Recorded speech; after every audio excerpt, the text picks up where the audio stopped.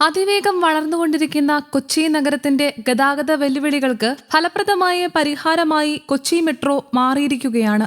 നഗരത്തിലെ നിരന്തരം വർദ്ധിക്കുന്ന വാഹനത്തിരക്കും യാത്രാ സമ്മർദ്ദവും ഒഴിവാക്കി കുറഞ്ഞ സമയത്തിനുള്ളിൽ ലക്ഷ്യസ്ഥാനത്തെത്താൻ സഹായിക്കുന്നതിനാൽ മെട്രോയെ ആശ്രയിക്കുന്ന യാത്രക്കാരുടെ എണ്ണം ദിനംപ്രതി ഉയരുകയാണ്. സുരക്ഷിതവും സൗകര്യപ്രദവുമായ യാത്രാ അനുഭവം ഉറപ്പാക്കുന്ന പൊതുഗതാഗത സംവിധാനമായി കൊച്ചി മെട്രോ നഗരജീവിതത്തിന്റെ അവിഭാജ്യ ഘടകമായി മാറിക്കൊണ്ടിരിക്കുകയാണ്. കൂടുതൽ യാത്രക്കാരെ ആകർഷിക്കുന്നതിനും നഗരത്തിന്റെ വിവിധ ഭാഗങ്ങളിലേക്ക് സേവനം വ്യാപിപ്പിക്കുന്നതിനുമായി കൊച്ചി മെട്രോ രണ്ടാം ഘട്ട വികസന പ്രവർത്തനങ്ങളുമായി മുന്നേറുകയാണ്.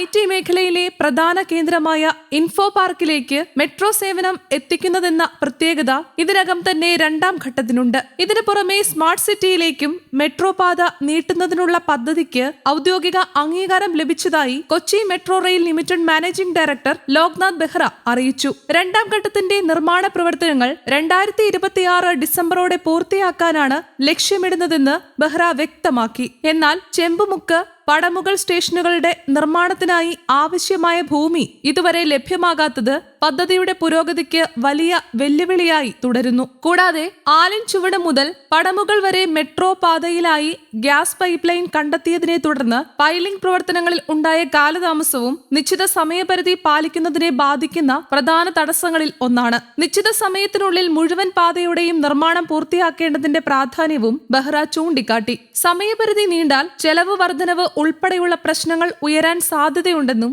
അദ്ദേഹം പറഞ്ഞു. ഇതിനു പുറമെ ട്രാക്ക് നിർമ്മാണത്തിനുള്ള ടെൻഡറുകൾ നൽകുന്നത് ഉൾപ്പെടെയുള്ള മറ്റ് സാങ്കേതിക നടപടികളും ഒരേ സമയം പുരോഗമിക്കുകയാണ്. ഇതിനിടെ സുസ്ഥിര നഗര ഗതാഗത രംഗത്ത് ഗവേഷണവും നവീകരണവും ശക്തിപ്പെടുത്തുന്നതിനായി കൊച്ചി മെട്രോ റെയിൽ ലിമിറ്റഡ് ബംഗളൂരുവിലെ ഇന്ത്യൻ ഇൻസ്റ്റിറ്റ്യൂട്ട് ഓഫ് സയൻസുമായി ധാരണാപത്രം ഒപ്പുവെച്ചിട്ടുണ്ട്. സുസ്ഥിര നഗര മൊബിലിറ്റി, പൊതുഗതാഗത സംവിധാനങ്ങൾ എന്നിവയിൽ സംയുക്ത ഗവേഷണവും പ്രായോഗിക നടപ്പാക്കലും ലക്ഷ്യമിട്ടുള്ള ഈ സഹകരണം ഏറെ പ്രാധാന്യമുള്ളതാണെന്ന് ബെഹ്റ വ്യക്തമാക്കി. Artificial intelligence, internet of things, block chain, simulation modelling തുടങ്ങിയ ആധുനിക സാങ്കേതിക വിദ്യകളുടെ പ്രയോഗം ഈ ഗവേഷണ സഹകരണത്തിന്റെ പ്രധാന മേഖലയായിരിക്കും. Metro rail, water metro, canal അധിഷ്ഠിത ഗതാഗത സംവിധാനം, മറ്റ് മൊബിലിറ്റി പദ്ധതികൾ എന്നിവയെ ഏകോപിപ്പിച്ചുള്ള സമഗ്ര ഗതാഗത പരിഹാരങ്ങൾ രൂപകൽപ്പന ചെയ്യുന്നതിന് ഈ ഗവേഷണ ഫലങ്ങൾ സഹായകരമാകുമെന്ന് അദ്ദേഹം കൂട്ടിച്ചേർത്തു. മൾട്ടി മോഡൽ നഗരഗതാഗത സംവിധാനങ്ങൾ വികസിപ്പിക്കുകയും കാര്യക്ഷമമായി പ്രവർത്തിപ്പിക്കുകയും ചെയ്യുന്ന മേഖലയിൽ KMRL നിന്നുള്ള പ്രായോഗിക പരിചയവും